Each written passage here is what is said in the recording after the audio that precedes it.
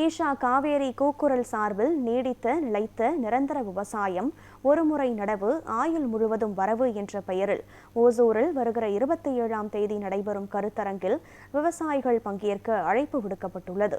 சென்னை சேப்பாக்கம் பத்திரிகையாளர் மன்றத்தில் ஈஷா காவேரி கூக்குரல் இயக்கத்தின் கள ஒருங்கிணைப்பாளர் தமிழ்மாறன் செய்தியாளர்களை சந்தித்தார். அப்போது பேசிய அவர் 2050ஆம் ஆண்டில் 90% நிலம் விவசாயத்திற்கு ஏற்புடையதாக இல்லாமல் மாறிவிடும் என்றும் ஐநா விஞ்ஞானிகள் தெரிவிப்பதாக கூறினார்.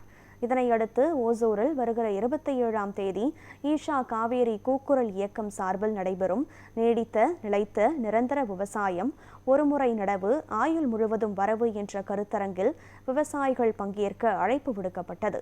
கருத்தரங்கத்தில் பங்கேற்க விரும்புபவர்கள் முன்பதிவு செய்ய வேண்டியது அவசியம் என்பதால் இதற்காக கொடுக்கப்பட்டுள்ள இணையதள பக்கத்தில் பதிவு செய்து கொள்ளலாம். தொலைபேசி எண்கள் மூலமும் பதிவு செய்து கொள்ளலாம்.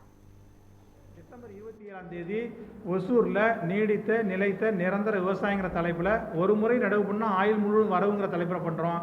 என்ன ஒரு முறை நடவு ஆயுள் முழுவதும் வரவுன்னா, ஜாதிக்காய்ங்கிறது ஒரு தடவை நட்டுட்டா 300 வருஷத்துக்கு இந்த மரம் இருக்கும், தொடர்ந்து வருமானம் கொடுத்துக்கிட்டே இருக்குது. வெறும் தென்னையை வச்சுருக்காங்க, தென்னைக்கூட ஜாதிக்காய் வச்சாங்கன்னா ஜாதிக்காயிலேருந்து தொடர் வருமானம். தென்னையில் ஒரு 150 காய் 200 காய் தான் வருதுன்னா, ஜாதிக்காயில் 1000 ஆரம்பித்து 5000 காய் வரலையும் ஒரு ஜாதிக்காய் மரத்தில் அறுவடை பண்ண முடியும்.